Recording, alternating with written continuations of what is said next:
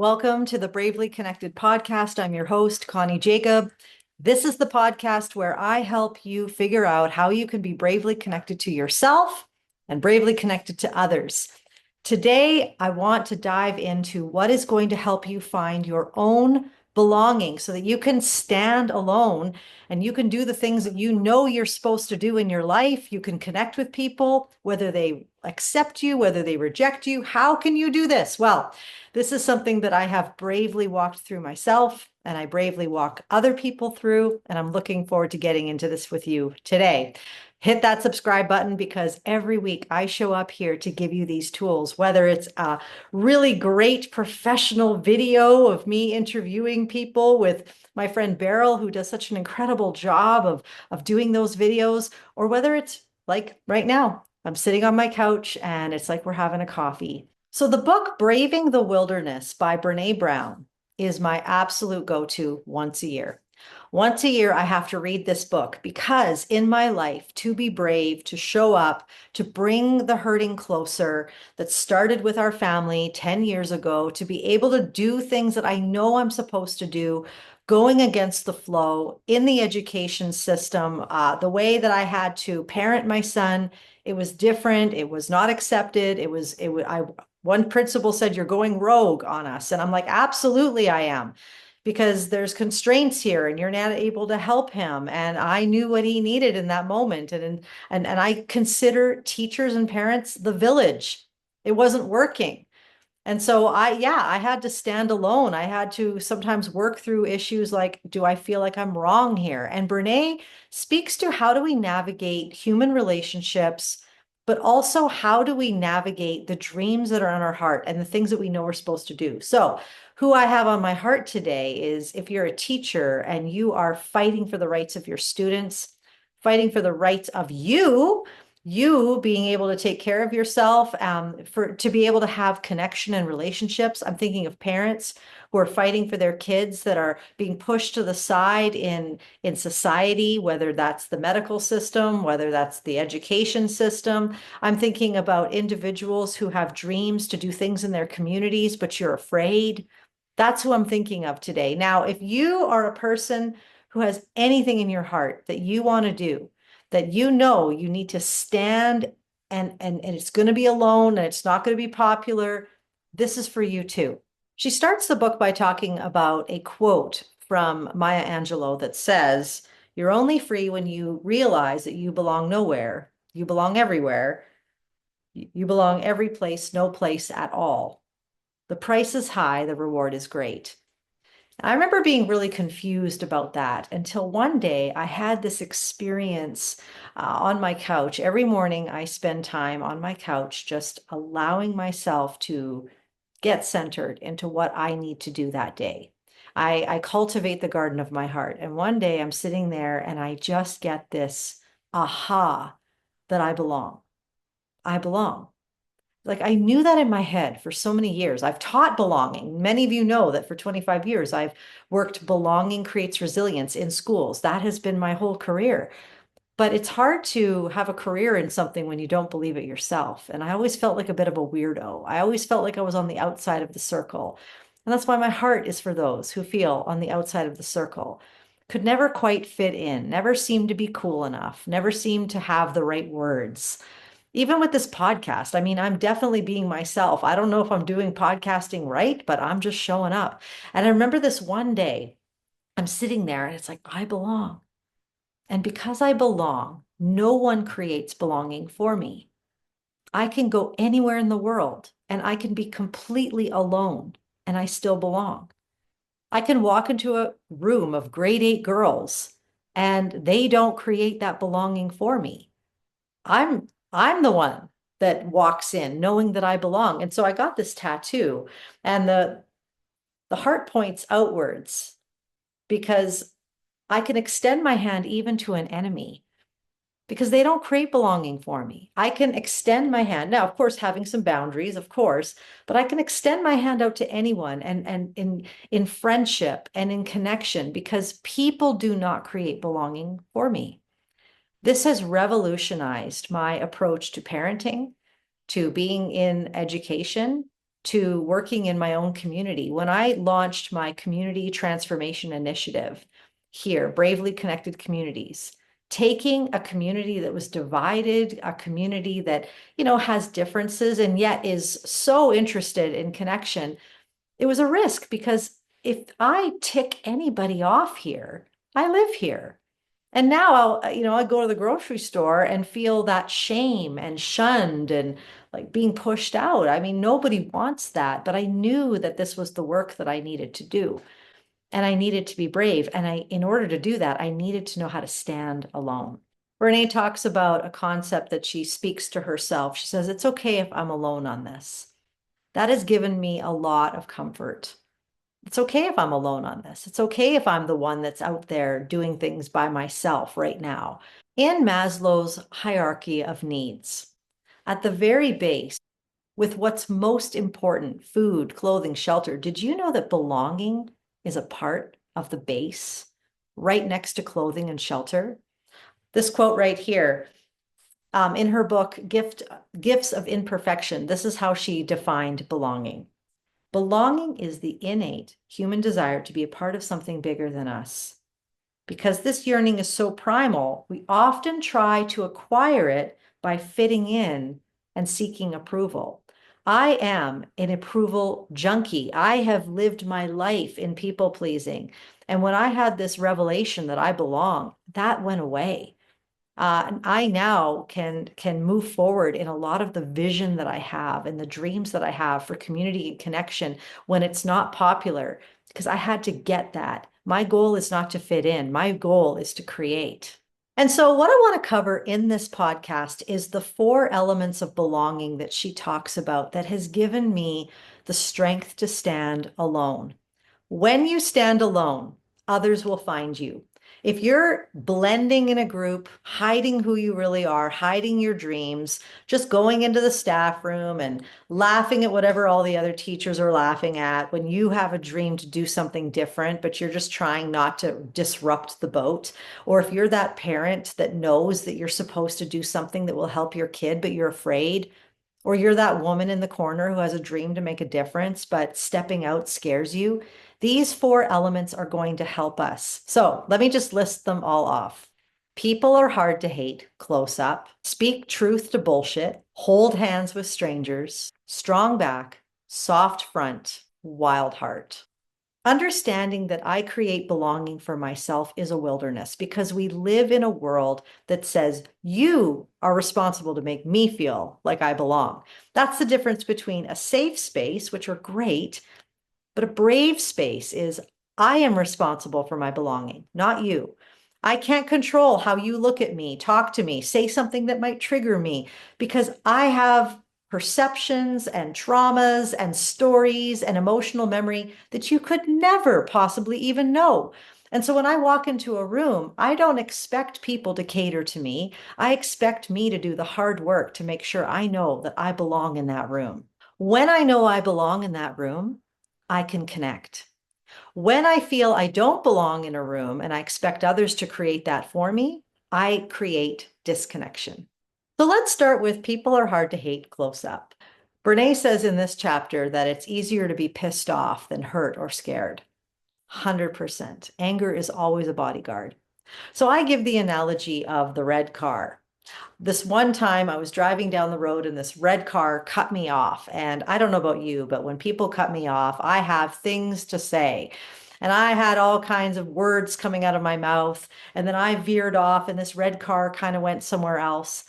Somehow, though, I end up in this Starbucks. I order my drink. There's a woman behind me. She orders her drink, and we're both waiting for our drinks. She gets hers and accidentally spills it all over the floor.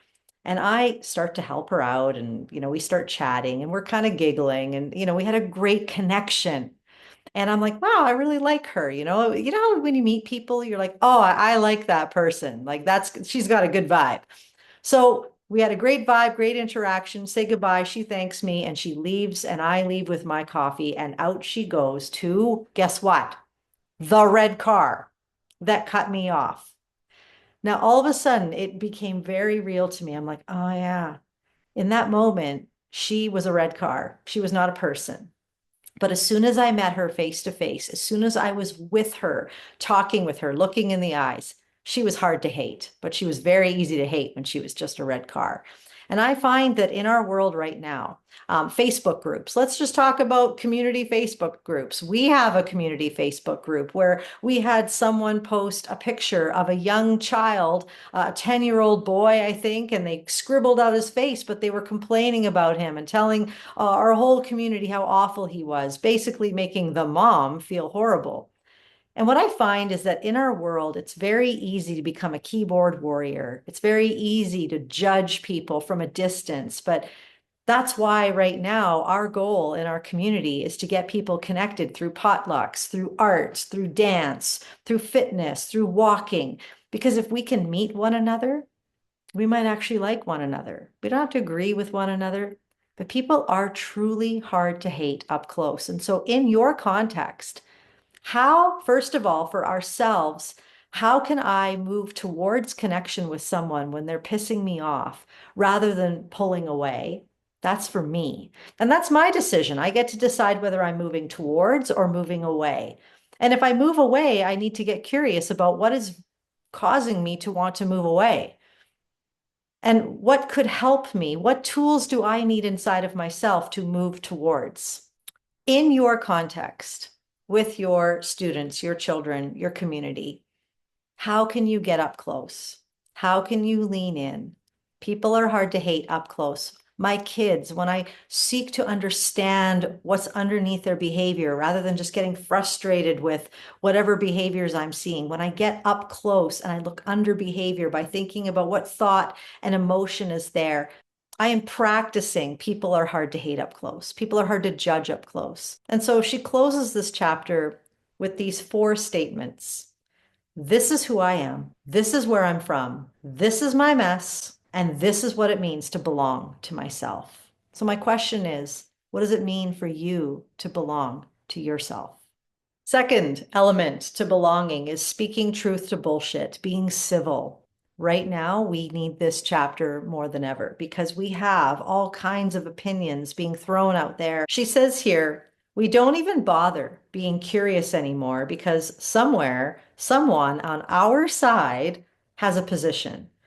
In a fitting in culture at home, at work, at school, and in our communities, curiosity is seen as weak. Asking questions equates to antagonism rather than being valued learning. And I agree with this. And so, my challenge to myself today, to all of us listening, is instead of getting heated when someone says something that we don't like or we don't agree with, let's lean in with curiosity. And instead of making a statement, let's ask a question. The other practice that I use in terms of being civil is I always look for what I have in common with someone. So I'm a Christian and I know lots of Muslims. And I think about this for a second. I think, we have lots in common. We have so much in common. And that's where I want to start. That's me being civil. And so instead of focusing on what divides, focus on what unites.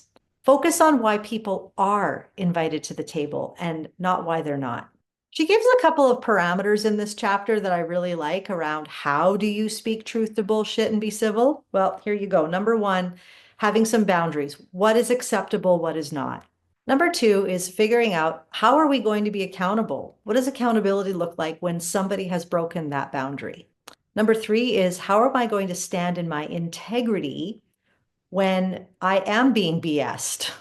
Number 4 is how am I going to remain non-judgmental? And the last one is my favorite one, generosity.